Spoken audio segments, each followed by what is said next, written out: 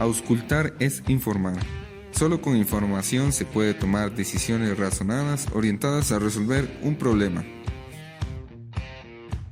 Explíqueme, ingeniero Rojas, ¿por qué debería de contratar yo un proceso de auscultación en mi obra? Bueno, la importancia es la identificación de posibles desplazamientos o deformaciones en objetos naturales o artificiales, que pueden poner en peligro la seguridad de la obra, pudiendo tomar a tiempo las medidas correctas. Las posibles causas sobre las estructuras son numerosas. Entre ellas se pueden citar variaciones climáticas, pesos, cargas, deslizamientos, desplazamientos, movimientos sísmicos, entre otros.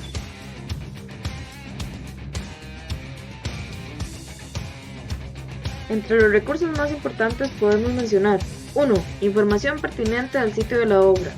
2. Sistema de referencia general y local. 3. Tiempo. 4. Instrumentos, equipo y personal calificado. 5. Factor económico, presupuestos y recursos suficientes. Análisis de la aplicación de la tecnología.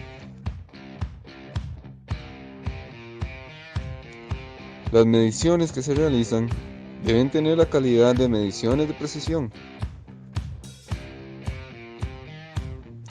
Toma en cuenta que están realizadas en obra y sobre estructuras.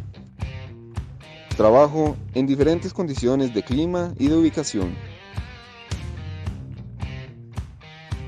Aplicación de métodos directos e instrumental de fácil manejo, fácil lectura, construcción robusta y estables, necesidad de intercambio y renovación.